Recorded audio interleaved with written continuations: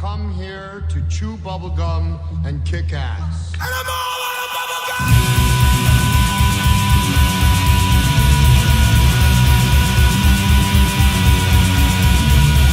Astro Radio Z is a horror, cult, exploitation film podcast by filmmakers, critics, musicians, journalists, and fans for the film obsessed.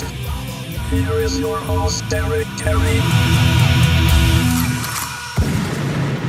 Welcome back, listeners. We're here to do a follow-up episode to our Violent Shit episode we did how long ago was it? Was it like a month? It was a month. It was about at least a month ago, yeah. Yeah, that we did about a month ago for Violent Shit 1, 2, 3. Now, because we had a listener get a hold of me and say, hey, man, I have a copy of Violent Shit 4 for you, and you need it. And that person I have badgered into coming on the show. Jack, how are you doing tonight? I'm doing great. How are you doing? I am doing awesome. Now let's pull back the veil a little bit here, folks. Jack is also the guitarist of the band Ratbatspider, who has made the opening theme song to Astro Radio Z. So Jack got a hold of me after the Violent Shit episode when I put a call out that if anybody had a copy of Violent Shit 4, Karl the Butcher versus Axe, to get a hold of me, because Mark and I desperately after Violent Shit 3 wanted to see Karl the Butcher versus Axe because we saw that clip on YouTube and it was ape shit. So Jack got a hold of me and we met, had some drinks, and I got a copy of Violent Shit 4. So I said, I will take this, but you need to come on the show in order for me to feel okay about this. So, and I'm here. So Jack, why don't you tell the listeners a little bit about yourself? What is it about Shot on Video Films that makes you so happy and that you got a hold of me about it? Oh, yeah, I love Shot on Video, and it was all from back in, my high school days or whatever. I went to the little mom and pop shop, and I don't know, one of the guys you have on here always talk about Nord Video. I think that's Mark. That would be me. Yeah. Is that you? Yes. Because that's the video shop I used to shop at back in the day. Sweet. On the northwest side of Milwaukee. Yep. And, we'd go rent horror movies every Friday and Saturday night, and a lot of times, your more mainstream horror movies were always rented out because they would only have one copy of each movie. It wasn't like when Blockbuster came in and they would have 3-4 different copies of a movie. So we just had to go down the line and pick something else out. And, the covers usually you went by the covers, Right. And the Shot on Video covers just seemed to just stand out.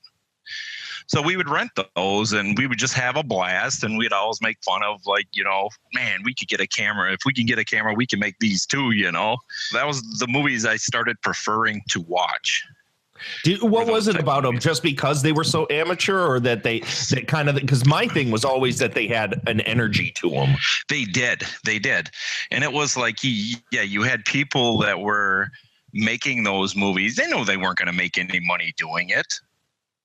Like a lot of times they just gave it their all, where a lot of movies, they're there for a paycheck. So the acting is, subpar, punk rock. It's movies like that you just love.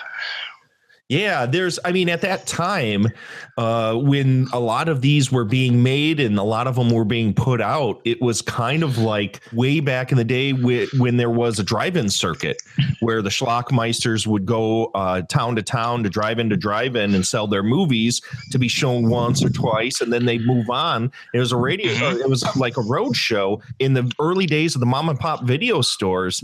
And I know I've told this in the past, these directors were the only ones that were able to get their stuff onto the shelves of these video stores because the studios wanted nothing to do with home video because they didn't know how to monetize it yet.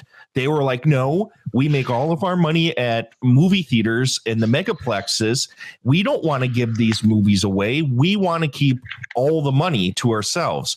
Because of this, all the people that were making these movies, all of the exploitation dudes, they took advantage of this, and that's why they were able to make careers. That's why people like Fred Olin Ray and Tim Ritter and Andrea Schnoz, who we're going to talk about tonight, were able to have a career, or Todd Sheets in those early days, because video stores were buying these at wholesale prices. We're talking like $80, $90 a tape. So they were able to actually make a living doing this stuff.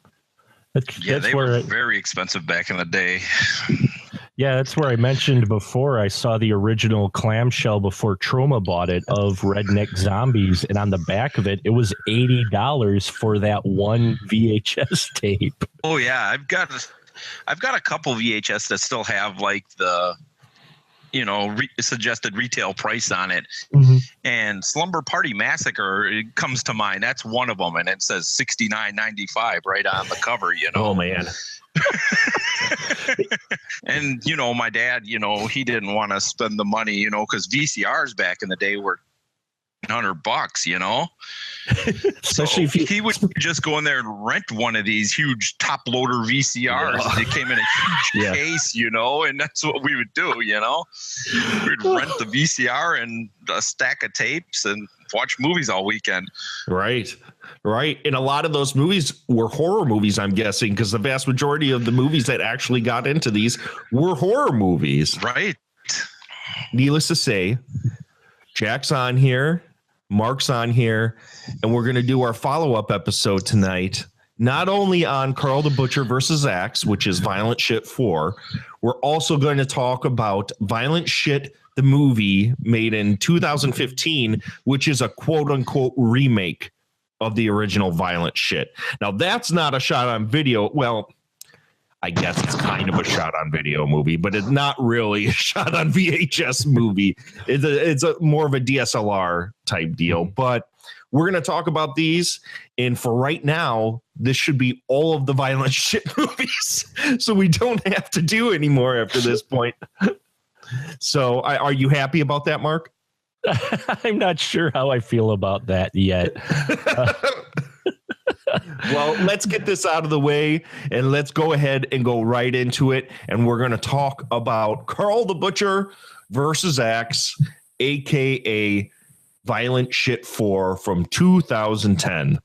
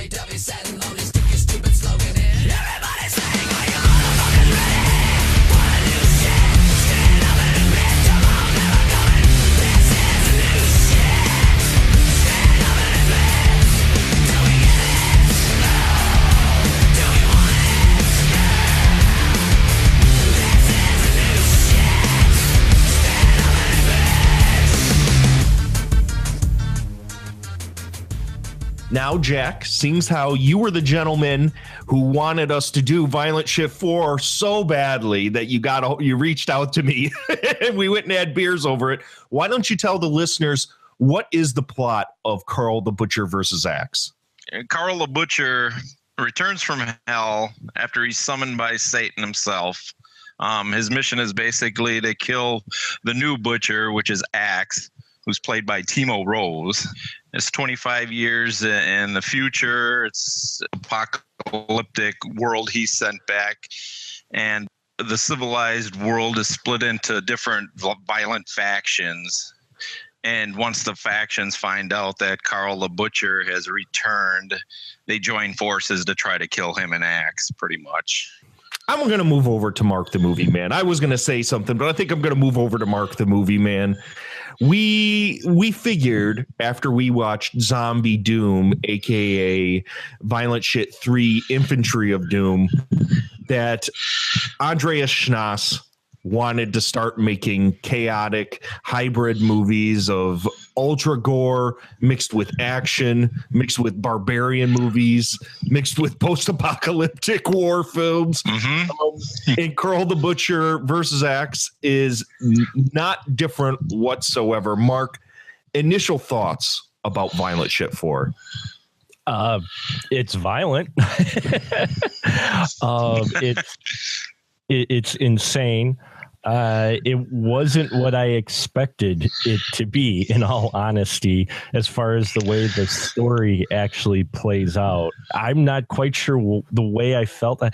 I will say this, as I'm sitting here going, okay, it's 3 minutes in, and not only do we have complete nudity, but he just ripped that woman's head clean off.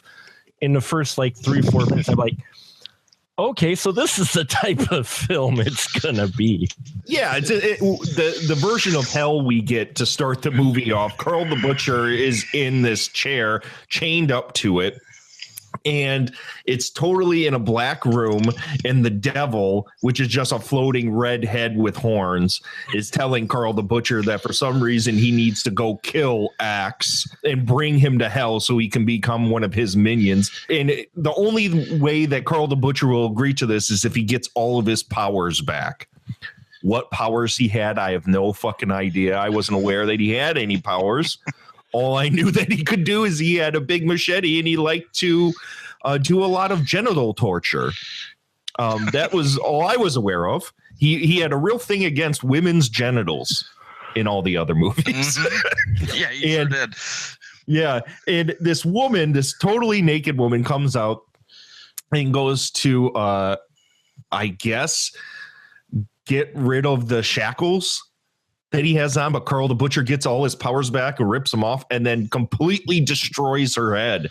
And this is how she hands him the mask. Remember? She brings him his mask. And then he gets his powers back. It's the mask, which we'll move over to the second movie we're going to talk about tonight, which was kind of a weird.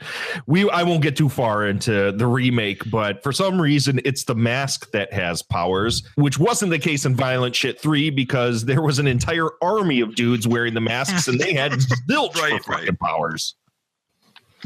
So anyways, so from there we go into this post-apocalyptic kind of like Mad Max world, where every last character has a freeze frame title hit where we learn every last character in this movie's name for some unknown reason, because most of them die within 5 seconds. So why we needed to see a freeze frame with their name on the screen, I'll have no fucking idea. And there is so many characters that between all of these different roaming factions that half of them look like they were shot in some dude's basement where they decided to paint the walls black, or in another room where they decided to hang some white sheets up. It's kind of hard to follow at first. I agree.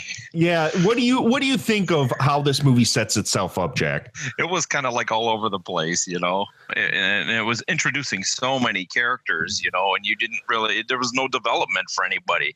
And before you could learn anything about a character, they were introducing a bunch more. And I was very confused in the beginning of this, Right. When the vast majority of the film, the thing that I didn't get was they have all of these side characters other than Axe, who is this dude that just literally he's a bootleg Roundy's version of Karl the Butcher. Let's just be honest. Right. Because really he's just another dude with a metal mask and the biggest, most cardboard axe that he swings around. It looks like a cardboard axe that somebody put some fucking tinfoil over. And he just goes around and he doesn't even really kill anybody with the damn axe. He just swings it around and does a bunch of bootleg kung fu moves on everybody. So I don't know why the devil wanted Axe so fucking badly. But these are the two main characters, Karl the Butcher and Axe. They're barely in this fucking movie. We mostly have to sit and listen to this group of women, these three women. The Queen Skara group. Why they had like 60% of the screen time, I have no fucking idea. Mark, what did you think of the fact that the movie's called Karl the Butcher vs. Axe, but we get these three women that literally couldn't act their way out of a piss-soaked paper bag? What the fuck was up with that? I can't justify that at all. I have no idea outside that they were part of the actresses that he found that would eventually get naked.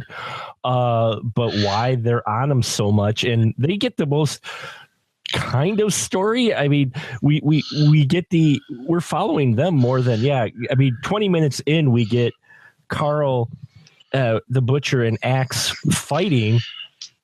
And that lasts maybe a few minutes. Yeah, literally in some of the worst choreographed fights. All of the fights in this movie, 1 are shot horribly, 2 are edited atrociously, and 3 are just dudes waving around their weapons. They don't. I mean, oh my God, I gotta be honest. The fighting in this movie is just terrible. I mean, you see better fights at a LARP convention, I'm sure.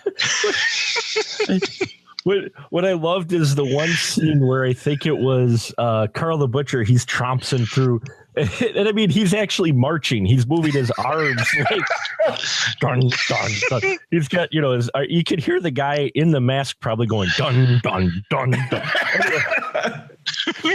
He gets to this river, and out of the bushes comes this naked girl with a spear. And the way the camera shoots the fight, quote unquote, the camera pans up and down her about 5 times, and then Karl offs her. It's like, I'm like, why is she naked? And I'm like, that's the worst, warrior ever. And then we go back to the warrior ladies who we find out have been kidnapping the guy gang, and then sucking out their sperm as a narcotic. I had no idea what was going on there outside of going, this is what the hell. Oh man, I took it as kind of like the cheapoid precursor to the milk sequences from Mad Max Fury Road. I think they stole that off of Karl the Butcher vs. Axe, only this time it's semen that they're sipping on. Well, actually, they may have stolen it from a very old adult film, so I've been told. Okay, Mark, let it out. What's the adult film? The Load Warrior. Oh, my God. You fucking kidding me. There's a movie called The Load Warrior. There was 2 of them. Holy shit. And instead of water, they harvested other things. I get it, Mark. I get it. So I've read. So you've read. Jack, what do you think about the whole drinking cum subplot in this? Yeah, that was the sperminator machine, or the pump. Yeah, and what was it for? They only wanted female babies, I think they said they wanted. Yeah, but nobody has told them that that's not the way you get babies. Shakes. Yeah. I'm like... I have no idea. I have no idea why that was even. And then it's dripping down her face. And yeah, they have these conversations that go on for 10 minutes a stretch, in which none of them could act their way out of a paper bag. No, all 3 of them were terrible. Oh, just terrible. And it's unfortunate because the vast majority of the fun in this movie is the fact that the violence is all very chaotic and it's all very over the top and kind of comical. And the movie's called Karl the Butcher versus Axe. They fight, like Mark said, for all of a minute and a half. And then the rest of the film, they train. I didn't quite get what the point was. Like we meet 5 million different characters. I'm guessing to pad out runtime, they had freeze frames with their names on. The screen. Yeah, I'm sure because this movie was only like an hour and 10 minutes or something like that at most. Yeah, it was a short one. Yeah. And once they get toward the end, the epic conclusion, where all of a sudden Karl the Butcher pulls out his secret vial of special sauce and then becomes a Guar character with these immensely huge muscles. And I don't know how he could even move his arms, to be honest. It was so ridiculous. The last, like part 3. He looked like a Cabbage Patch doll. Oh, he did. It wasn't even remotely realistic. No. But that's the fun part about it. Hilarious. But the last one, the third one, it's the last act that makes this movie even remotely worthwhile. Because it's just a bunch of people shooting and killing each other horribly, might I add. Let me just please state that you'll see better fights on a schoolyard playground with kids and sticks. They'll be better choreographed than any of the fights in Karl the Butcher versus Axe. But they won't have people getting their stomachs ripped open and heads ripped off and all sorts of other crazy ass shit. So there's not much of a story to this thing. It's absolute nonsense the whole way through. My favorite part of the movie probably has to be the soundtrack is actually pretty decent for such a shitty little movie. Oh my fucking God. I cannot get over the fact that the vast majority of this movie is 3 women that never should have been allowed in front of a screen talking about nonsense for literally 45 minutes of this movie. I mean, there was an epic power struggle between their characters are so inconsequential. They literally died within like a minute of meeting anybody else. So what was the point of spending so much time with these stupid chicks? I didn't get it. Let's not forget our other of the vast cast of characters, the last German soldier on Earth. Oh my God. Oh my God. So what exactly was the point of this dude? They showed him for all of maybe 40 seconds of the movie. And then I don't even remember what happened. Did he die at the end? I don't even remember. No, well, he got involved in the big battle at the end, sort of. And God, I think he survived. I don't remember, actually. They have the one scene where Vendetta, who is the sister of Axe, she's this like Mia Jovovich wannabe, she comes up and they got this scene where they're almost going to meet and fight, and then they turn around and walk away. But yeah, I don't know what the point of the last German soldier on Earth was at all, outside of he just shows up. He keeps popping up every so often. Oh my God. What did you think of the fact that we needed to have a title card for every single last character in this movie? At first I found it novel with I was okay with that first group of guys that we met, the Black Monks, I think they were called, or whatnot. Because I was like, okay, we met the 3 women who are the main people for the one group, and we've got this other group. Okay, cool.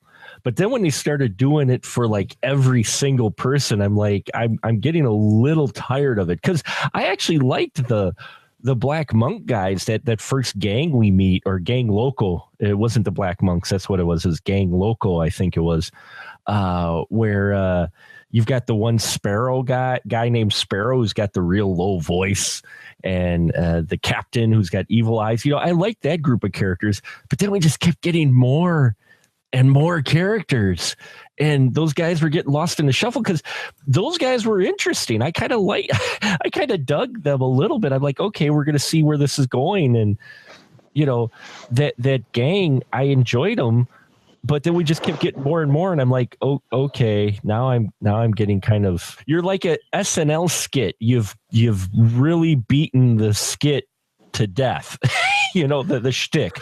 Yeah. I have a feeling that was that's got to be the biggest annoyance of this movie. If there is anything really, is this whole title card thing that every last character has to be introduced in this movie for some reason. Jack, what was your favorite part about this movie? The whole final sequence after Karl turned into the roided out Cabbage Patch doll, it just got crazy. And then it was like, after that was my favorite part of the movie, was the whole melee at the end. Kind of built up to that point. Yep. Mark, what was your favorite thing about this? Yeah, I gotta say that I like that part, and just it had just the scene where Karl and Axe decide to join forces. It felt a little like the Hogan Macho Man when they decided to join forces. It was handled the exact same way with the way they shook hands real slow like, and that I'm just like, wow, I feel like I'm watching this, the Superpowers or whatever it was, forming. And so I kind of dug that a little bit, and that there were a couple other jokes beforehand, like the one guy saying there's only one queen, Freddie Mercury, but mainly, it was the end. There's a few moments like that through the film, but for me, it was this end sequence of just balls out crazy shit happening to where you're just like, I'm not even trying to figure anything out anymore. I'm just going to sit back and enjoy every scene of this crazy shit. Oh my God. I'm telling you, the way that Karl the Butcher and Axe were portrayed in this, because they're wearing these huge masks, they're obviously overdubbed. And their voices are just so ridiculous. Like Karl the Butcher, X, we need to join forces. And X, I am your father. And then all of a sudden instead of fighting each other, they team up for I have no idea why. I still right now have no idea why. None of this movie made any sense to me. No, it didn't. So if you're looking for a flick that literally is just pure nonsense for an hour and 15 minutes, this will be right up your alley. If you kind of liked Zombie Doom or Violent Shit 3, you might get some enjoyment out of this. I'm just going to come right on out and say I actually kind of didn't dig this one. There was the beginning, the opening sequence was really fun. It was a really fun way to start this. Mm-hmm. And I was really excited. I'm like, oh boy, this is going to be some shit. This is going to be something else.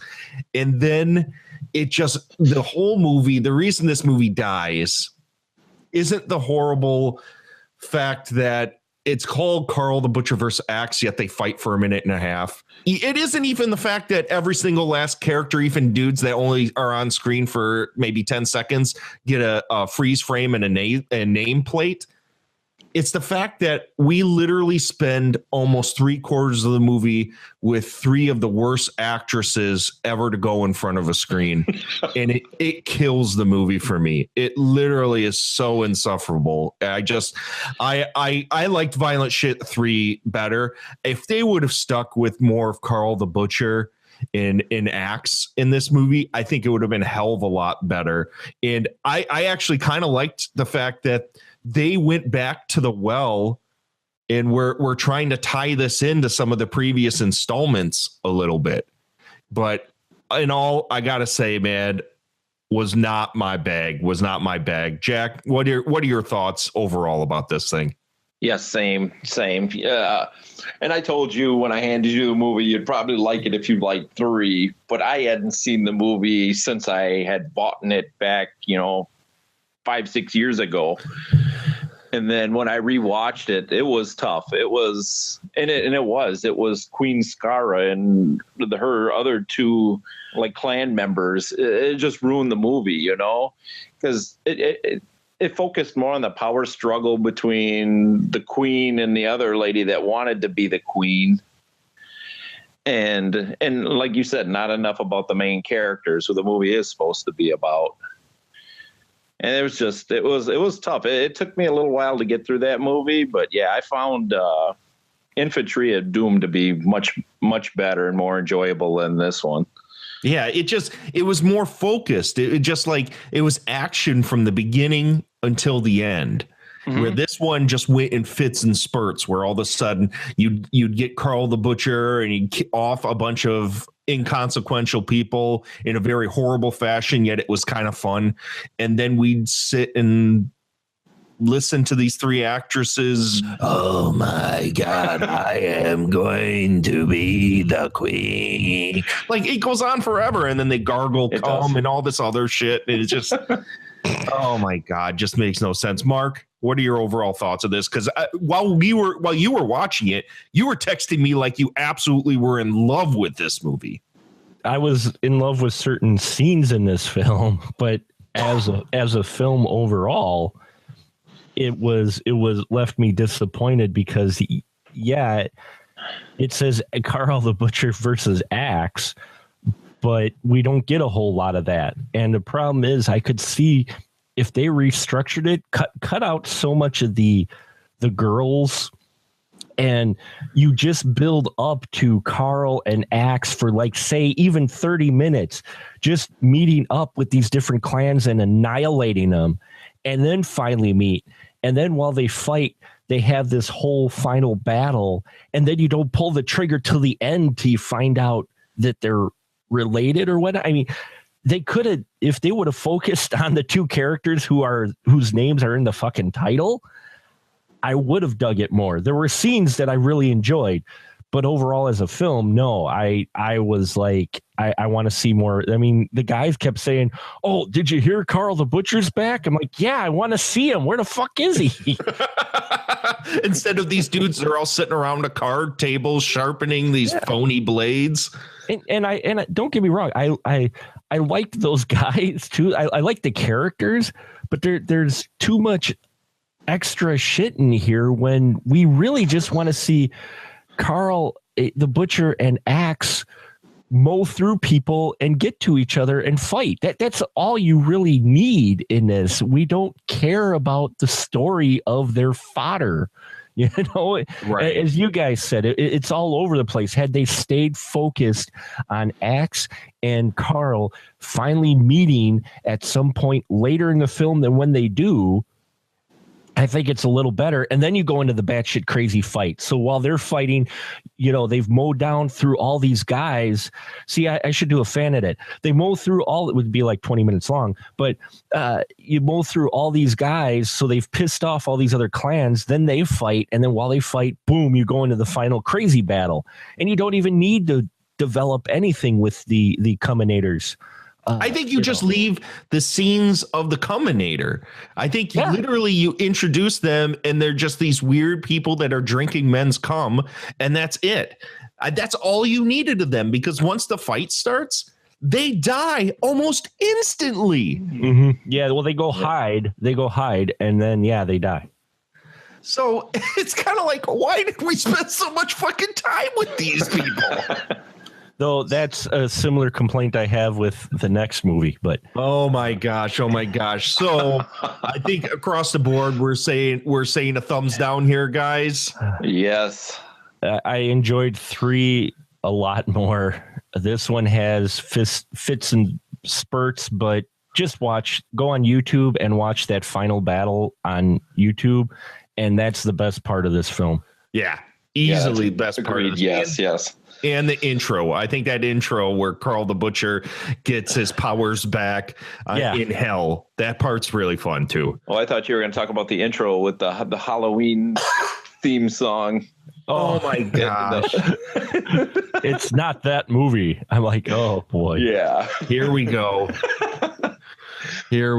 So I want to say, before we move on to the last movie of the night, I want to say, Jack, thanks for getting this copy to me. Even though none of us walked away thinking it was great, I really appreciate that you. Right, yes, out. You're welcome. Yeah, and it's weird because I texted you that I had a copy and I was going to burn you a copy, and then it was the very next day Synapse announced that they were going to be releasing the set. Yeah, it's a fucking motherfucker. 5 years, and it's like, the very next day. I said, that's weird. That figures, man. That's how my life rolls, man. I saw it at Wasteland. I saw that set because Synapse had a table there. They always do. And it's not just these 4 movies. It's also Zombie Pestilence is on there. Yep. So it's like there's literally 5 movies on there. So I almost picked this up, but then I'm like, no, I don't like hardly any of these fucking movies. What the fuck would I pay for this? But if you're fans of violent shit, I mean, pick this thing up. Oh, yes. Their DVDs are always awesome. The thing is, you go to these cons and the Synapse table is ridiculously overpriced. I love what they put out, but holy shit, why am I spending $30, $40 on a DVD? Right. Seriously. I don't understand why they do that at the conventions, like jack their price up, you know, when you like the record shop I go to here, they carry all the Synapse titles and they're, you know, $20 or less. Right. Well, it's because you have fans at a con. It's the same reason for Comic-Con. When you go to any of those conventions, or when I was a kid, I used to go to creation conventions, which were Star Trek, and you'd have all this really cool memorabilia, and shit was expensive as hell. And you're like, what the hell do I want $30 for a single replica pin for?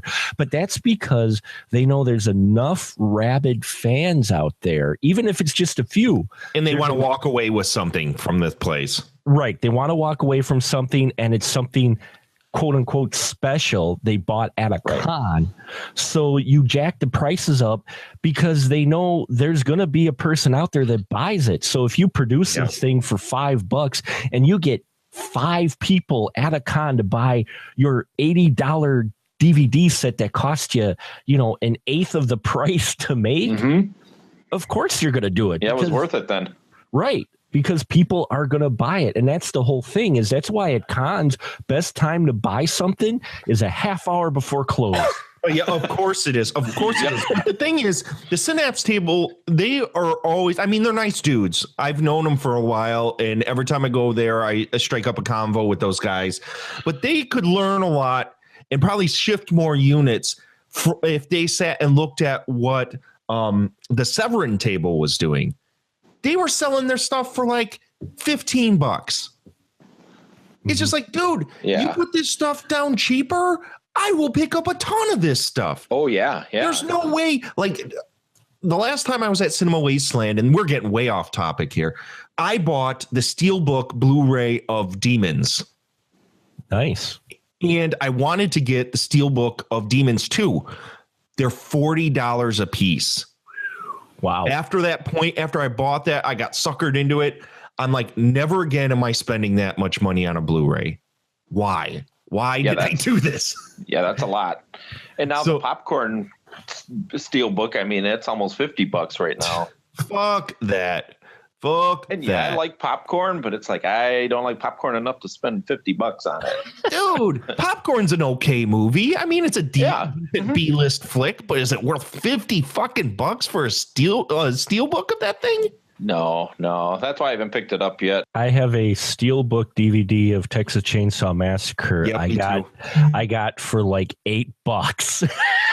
Oh, it was like in the bin at Walmart, and I was like, wait. Fuck yeah, okay. Dark Skies release, right? Yeah, it's the one that it was the cool one because with DVD, you know, everything was like 5.1 and it offered it in the original mono soundtrack. So of course I have multiple editions of the Texas Chainsaw Massacre. I have the old Pioneer DVD release that I to this day may be my favorite because it's probably the grimiest.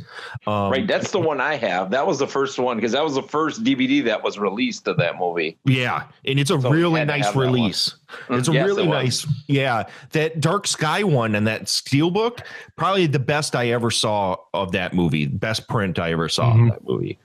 Yeah, I've got that. I've actually got a little shrine to Texas Chainsaw Massacre on a shelf up here because that's one of my favorites. I've got that. I've got a Blu-ray, and then I got the 40th anniversary Blu-ray. And I really like the Steelbook. Yeah, the Steelbook's really nice. It's a beautiful Steelbook. Yeah.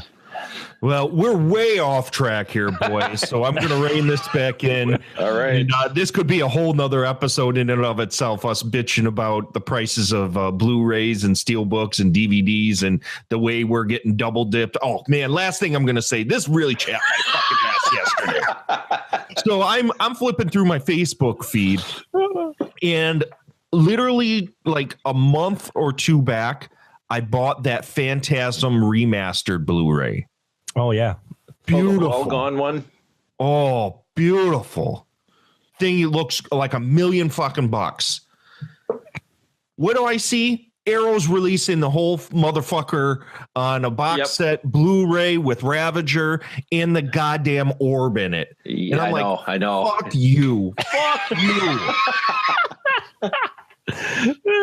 With the damn remaster in there. You motherfuckers. I was so pissed. I showed that to a man. I'm like, these sons of bargain, stargain, bargain, fucker. I was so pissed. So pissed. Anyways, so let's move on, folks. We're going to get to the second film of the night, the almost completely unnecessary remake of Violent Shit. Violent Shit, the movie made in 2015.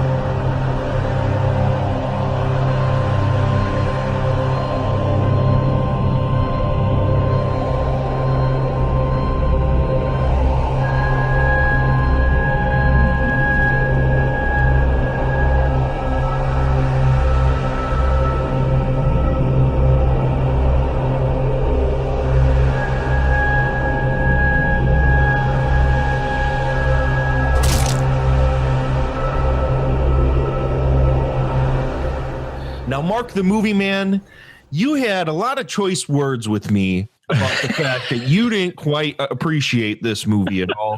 Would you like to tell my fine listeners what this movie is about? There's some murders going on, a gruesome murder that we get, and we have two investigators who, one of them's from Germany, and he comes to Italy to help investigate because he believes that Karl the Butcher is possibly back. And so these two do their own investigation that leads them to a really creepy riffraff wannabe collector, and they track it down to not a cult, but just a group that's I don't even know where to go with this. There's these two investigators. They're investigating these murders. They believe one of them believes Karl the Butcher is back. He shows footage from the original, and they track it to this creepy collector who has his own plans for taking over, I don't know, the world. I'm not sure what his I think he was just like a demon. I think that's what he was. Yeah, he's this demon guy who suckers all these people to do some things for him, and he's got his hands on the original Karl the Butcher mask, which also brings which I think turns people into Karl the Butcher.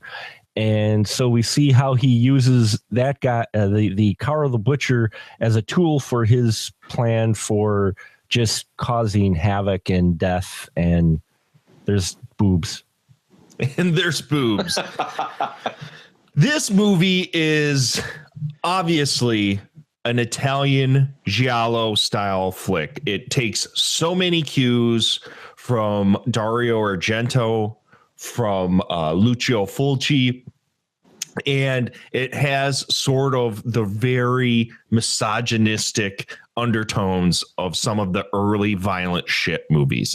Now, this movie off the bat wanted me to love it dearly, so dearly. It wanted me to caress it so badly. It starts off with the fact that the soundtrack is done by Claudio Simonetti's version of Goblin. So for a violent shit movie, there's a Goblin soundtrack. Immediately, I'm like, okay, I'm balls deep. Then all of a sudden, out of nowhere, Enzo Castellari shows up as a cop. And if you guys aren't aware of who Enzo Castellari is, he is the director of 1990s Bronx Warriors and Warriors of the Wasteland and the Inglourious Bastards and tons of old fucking Italian schlock movies. And the moment I saw him, I'm like, holy shit, what the fuck is going on? and Luigi Cozzi is his partner. Yeah, he was in there. Who's the director of Star Crash? Star Crash, Alien Contamination. Yeah. Tons of stuff. Yeah. So, there's also a sequence where Giovanni Lombardo Radice is in this movie. Yep, Bob from Gates of Hell or City of the Living Dead. Yeah. Yep. So this movie is just filled to the rim with Italian freaking legendary actors and filmmakers and musicians. I mean, this movie is jam-packed. But it's fucking nonsense. This movie is just like an hour and a half of pure nonsense. Again, it's done like a police procedural where we have these two cop characters are investigating all of these random murders all over Rome by a copycat, Karl the Butcher, with supposedly a copycat. We're not sure if it's actually Karl the Butcher or whatever the hell is going on. And again, like the last movie, two cop characters that take up probably a good half of this movie. They're the central focus, and they get killed in the most unceremonious fashion imaginable. What did you think about this, Jack? Yeah, that was crazy. And the cops, one of the cops, Steve, what's his name? Aquilera? I think that's how you pronounce it. He was the younger detective. Mm-hmm. He's actually he actually runs the Real Gore Releasing with Nico B, the movie that did release this movie. So he was in there. Yeah, but the way they died, it was like, yeah, they were hot on the trail and just like that, it's Again, we're like, why did we spend all this time with these two guys? Again, another bait and switch where I think they were trying to pull the old Giallo card where it's just like, you never know what's going to happen. And it happens so fast. Yeah. It happens so fast. You're like, really? They just died? They're already dead?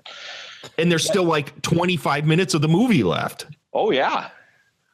So you're like, yeah, you thought those were the two characters that are going to go right to the end, Oh my gosh. Usually when you invest that much time in characters, usually they're going to be the ones that last to the end, Right. Absolutely. So what did you think going in like me? Were you kind of taken aside by all of the Italian horror and exploitation royalty that was? Oh yeah, there was a lot of cameos and just it was cool. And I thought, seeing some of the names in here before I watched it, I'm like, oh, this is going to be great, But it wasn't. It was like my note here. It says very nonsensical. Yeah. That's what I wrote here. And it's like I couldn't follow it. I had to keep rewinding and seeing if I missed something. I'm like, no, I didn't miss anything. It's just not there. Extended sequences where we have a bunch of guys that are horribly overdubbed in classic Italian movie fashion, looking at a headless, armless, legless torso in the middle of a park. That goes on for like 10, 15 minutes. Yeah, a lot of padded footage in this one, And the kills were all pretty fucking weak. Yeah, they were. I mean, there was a lot of blood, but as far as, like you said, it was just the blood. That was it. I mean, looking back on some of the other violent shit movies, I mean, some of the kills were just great, Especially like in part 3, when the guy gets his face ripped open. I mean, that was probably my favorite kill in all the movies. I mean, there was nothing like that in this one, nothing unique, or it was just all, just basic killing, but with a lot of blood. Right. Mark, what I know you had a lot of complaints. To me, the tone you made it sound like, man, good. what did you think going in watching this thing? I watched it back to back with 4. And after coming off the last act of 4 into this was a mistake because it's like you're running really, really fast. It's like you took that 5-hour energy drink and you're at the tail end and you're like, all right. And then the energy drink wears off and you're like, like, oh, fuck.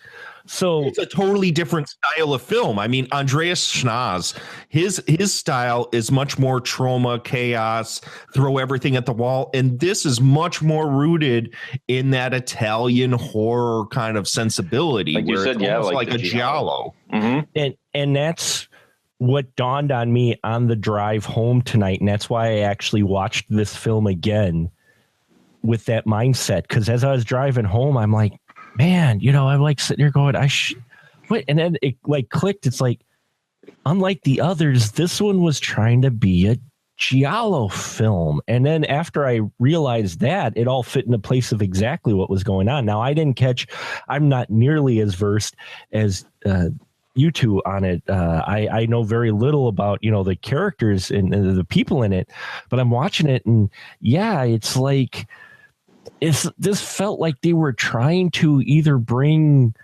some legitimacy to it or try to bring it, ground the series a little bit, which is, I think, the mistake to go especially after you get 3 and 4. And so when you get into this, you're just like, okay, a lot of padding, a lot of exposition. I mean, the scene where they're with the first murder, where they're sitting talking about the legless, headless corpse, that goes on way too long.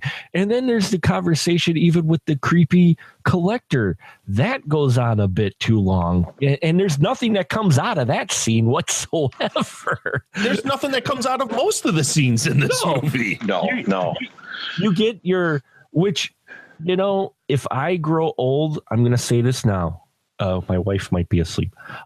If I grow old and become very elderly, I'm moving to Italy because a lot of Italian films I watch, a lot of older men seem to always get the young women.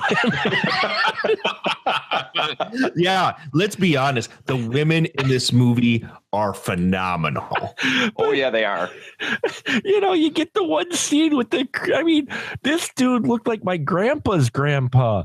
And he's sitting here with this young woman and she's all over him and everything. And they both have someone else. And I'm just like, okay. And then we get Karl the Butcher and I think the demon to kill him in like this random off scene. Like, why? It served no purpose.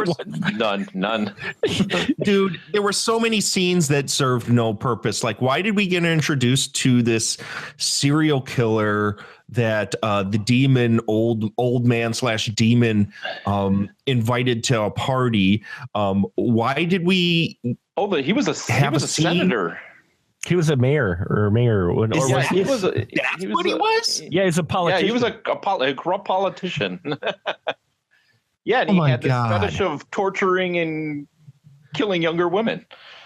Yeah, that he was the serial killer, and so that's why we get 2 scenes with him. Just, the one that's just literally random. The editing was horrible to where we're going, and all of a sudden he's got this woman tied up in like, lingerie strapped to a fence, cutting her up. And then we go to this just completely benign scene. And I'm like, what the fuck?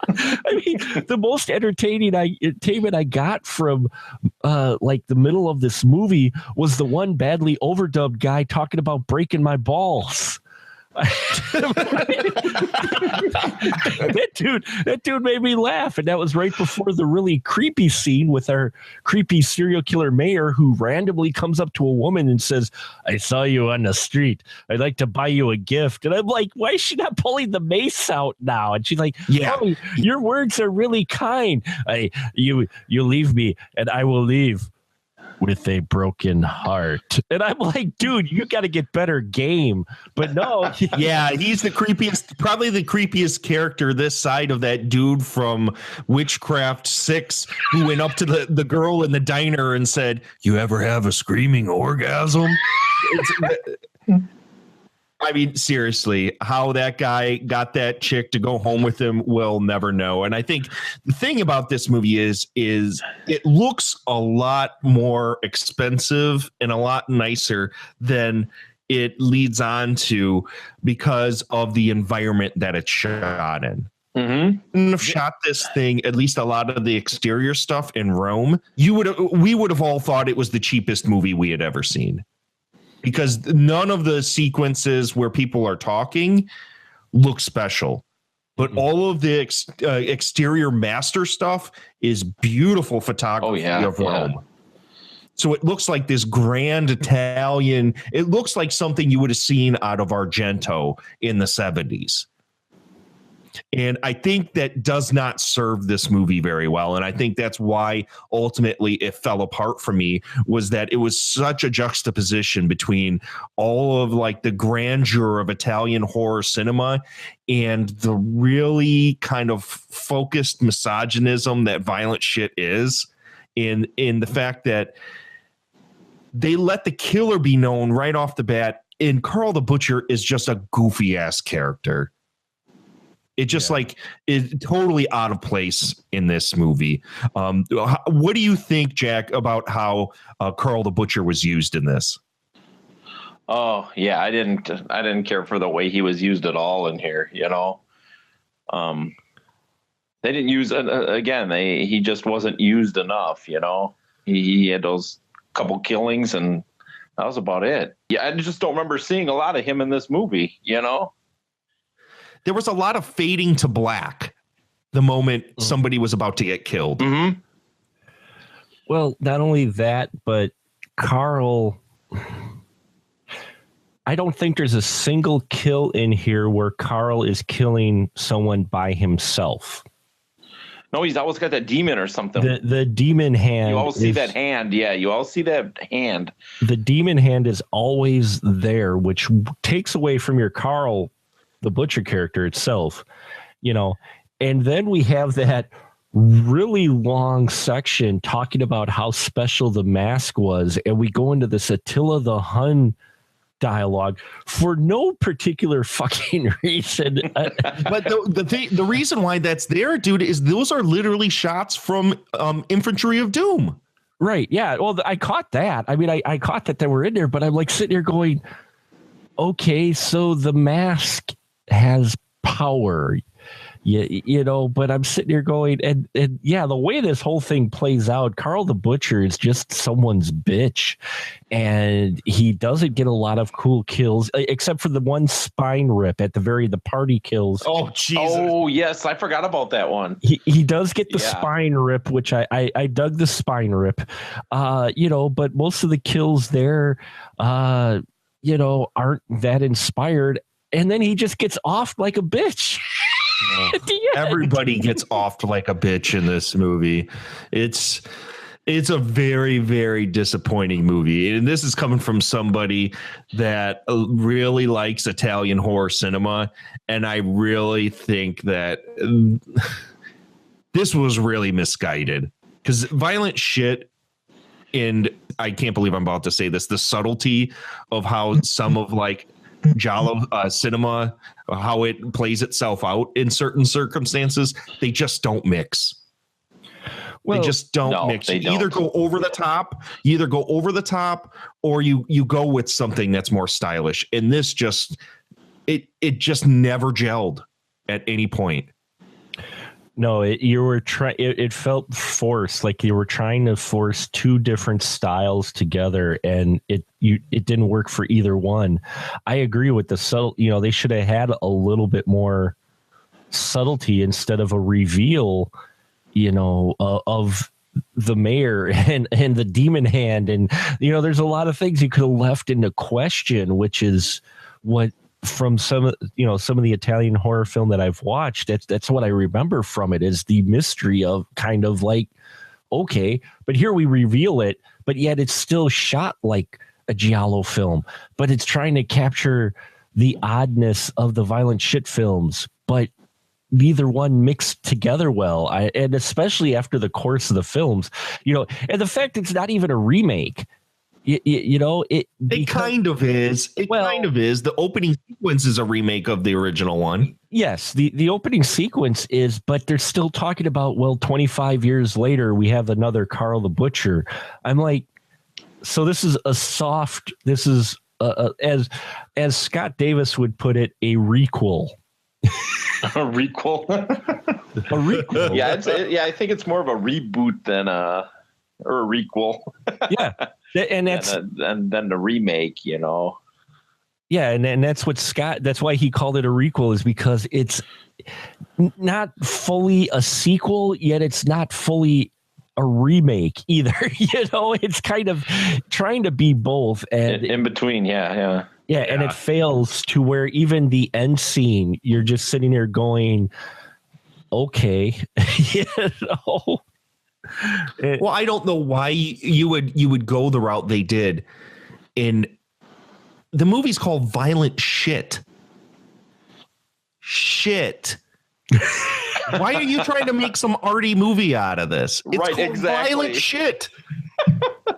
I just didn't get it. It just didn't work in any way for me. No. And done. What are your final thoughts on this thing? Violent shit in the movie. Oh, shit. Not much. The only thing I dug was a hole in the backyard to throw my copy of this flaming piece of poodle shit in and just bury it. Just never revisit it ever again. It was terrible. Oh. I hated everything about it. There was nothing I liked. Oh, I take that back. The only thing I really did like about it were the boobs. There were some great movie. Great knockers in this movie. Yes. I agree with you. Other than that, the rest of the movie, it was terrible. Man, and it's hard for me to say that when Claudio Simonetti did the soundtrack to this thing. Right, and even his soundtrack, I don't know. It was kind of like rehashed stuff. It was nothing. I don't know. I didn't even care for the soundtrack that much, even it being Claudio Simonetti, And even with all the other cameos and even the last lady that was killed in the movie, that was Olga from Suspiria, the lady that got killed in the end. Oh yeah, you're right. Karl was killed. They must have gave the mask to someone else, because then there was another Karl the Butcher that was twice the size of the other guy, and he ended up killing the lady. Then that was Barbara McNulty. Yep. So, I mean, we even had another cameo from another Italian, star. So, I mean, you had all these people from the Italian cinema in this movie, and it just couldn't do anything, Yeah. It wanted to pay respects and showcase and pull in the people from, this era of cinema. Yet it felt like such a hodgepodge. I think if we get back to Claudio Simonetti's soundtrack, totally lost me. Even his soundtracks, which I usually like a lot. I mean, I even loved his soundtrack to Argento's Dracula, which is like a theremin nightmare. It's just a ridiculous soundtrack. But in this one, the orgy sequence where you have, the serial killer mayor and all of these humongous, the party and all these humongously breasted women, just getting naked and rubbing themselves all over the place. And the music is so out of place. Mm-hmm. Like, it doesn't make any sense within the film. It just kind of feels like this was like a bunch of B-sides I did to give them. Yeah. what was really weird about that end scene too is it felt like the assistant was a page behind the rest of the movie in the script, because she comes in and she goes, oh, the collector is still collecting, is still getting ready and that, but go ahead and make yourself at home. They already had their various parts out and they were fucking sniffing cocaine off each other. And I'm like, the party hasn't started already? What do you mean? Oh, the party, and then creepy old guy comes out and goes, oh, now the party can begin. I'm like, wait, dude, where the fuck you been, dude? The party's been going on for like 15 freaking Yeah, minutes. it was. And then you get the assistant. Actually, I gotta say, one of my favorite scenes, because it was just so batshit odd. You got everybody naked and they're all like, oh, we got to eat. So they're doing cannibalism because of who knows. Oh, yes. they were the They did police that. officers. Yeah, they're eating the police officers, but it's part of the ritual or whatever about, I guess, immortality or whatever. I didn't care by that point. There are just a lot of everybody at the party was pretty much naked except the assistant, who randomly comes in and starts giving a nutritional value of the body parts, talking about, oh, we didn't serve the lungs because they're just too tough to chew, and usually the liver is a delicacy, but one of them was, and nobody's listening to her, but she's standing in the corner giving the nutritional value of the body parts of a human, and I'm just like, and then she just walks out. And I'm like, That was, see, I think from that point on, once the orgy / party happens, this movie really picks up. yeah. I think everything before that point is garbage, just garbage, and inconsequential. It means nothing. And from that point on, it felt more like it knew what it was trying to be.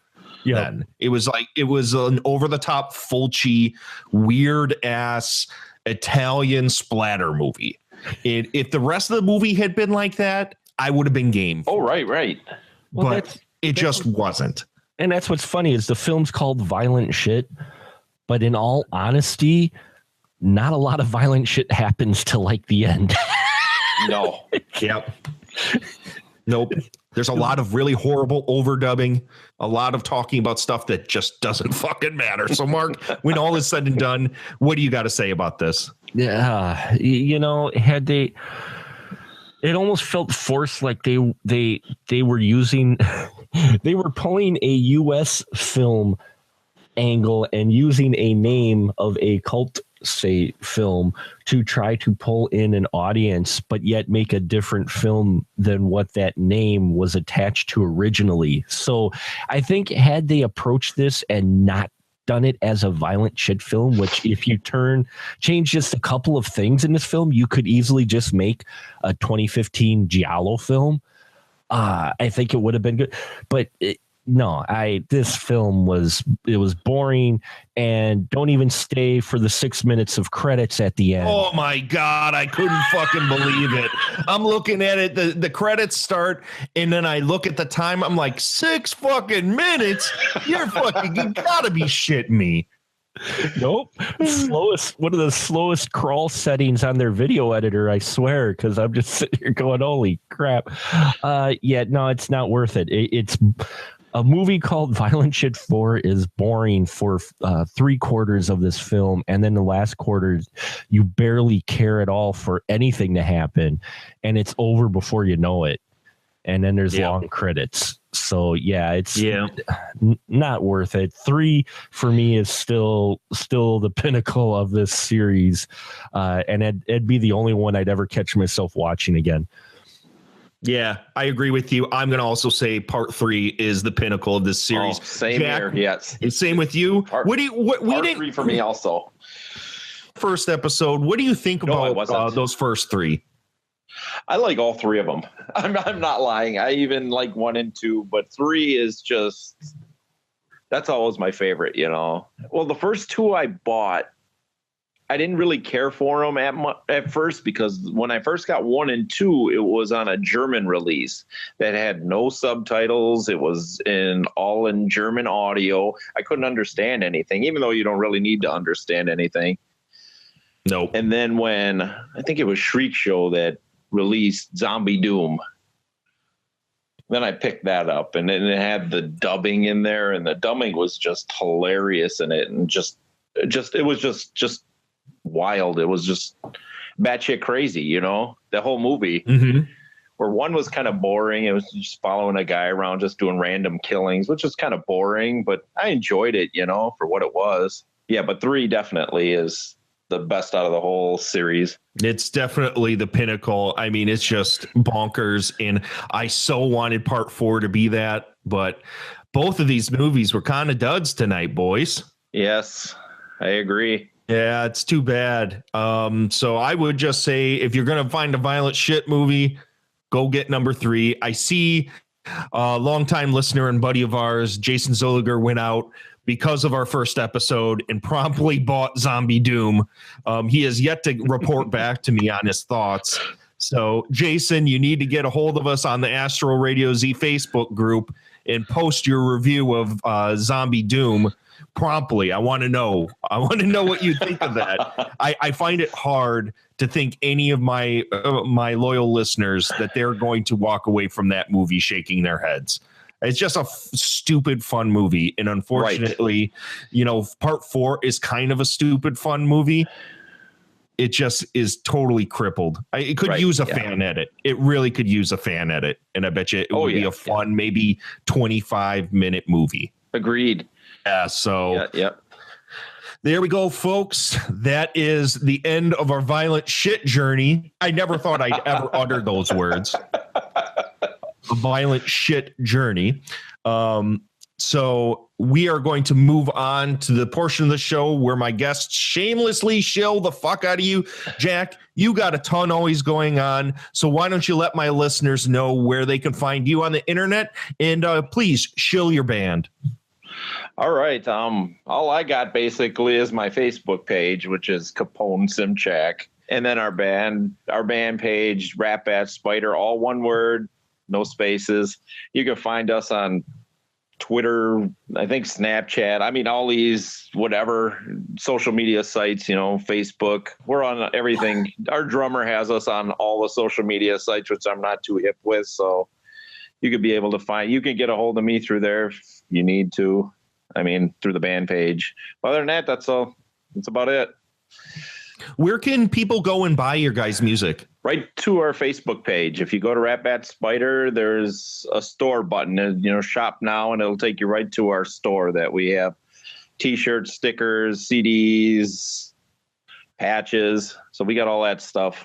Cool. If you guys love the intro of this show, you know what they sound like. I've played a ton of their music in the past.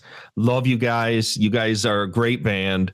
So please go out, support these guys, buy some of their music. Thanks for coming on tonight, Jack. Well, thank you for having me. It was an honor. This is my favorite podcast out there, and to be part of it was an honor. Thank you.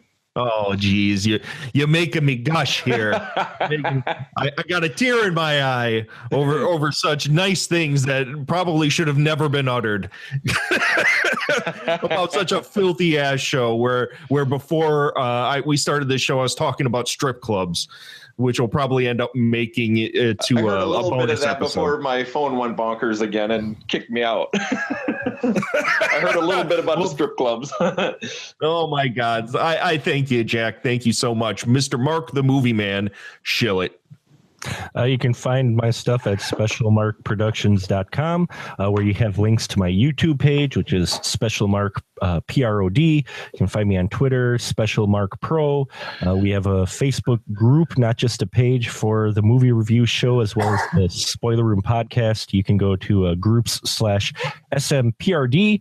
You can find me on the Spoiler Room podcast as well, where Derrick has been gracious enough to come on every so often on an episode there as well. I'm on where else? Galactic Netcast. I do the Movie Man's Movie Minute. I do Horror Thursdays on WeLiveEntertainment.com. And I think that's it. Awesome. Thank you guys for coming on. Next week, be ready. We're going to get into John Waters' Cecil B. Demented, we're almost at the end of our John Waters episodes, folks. So look forward to that one. And I'm going to do a quick show. I usually don't do this at the end of the episodes anymore because I have an end tag of some creepy old computer voice that shills for me. But we're really close to reaching our first goal on Patreon. We're only like $1 away from the first goal. So if you guys are listeners and have been on the fence about maybe joining in and getting in on some of the Patreon discussions and some of the bonus episodes and stuff like that, please let me push you over the edge. Come on over. It only costs $1. You get all the bonus outtakes episodes, so you hear all the stories about the strip clubs that we were talking about before this show, and you'll also get commentary episodes if you donate $5. And we just got done watching perhaps one of the worst movies I've ever seen in my entire life, Queen Kong. Amanda and I sat through and suffered through that horrible pile of shit for you guys. You voted on it. So I blame you, Astro Patreons. But if you want to sit and listen to any of this additional content, it's much more. I know my show is pretty laid back, but the bonus stuff is really kind of just a bunch of people shooting the shit and having a good time. And go on over. Throw a couple schmeckles my way. I appreciate it. We're going to be expanding more and more on the Patreon page. So I appreciate everybody that is a member over there already. I would love to see more of you over there, and let's have a good old time and get some more Astro Radio Z, folks. So until next week, and Cecil be demented, I'll see ya.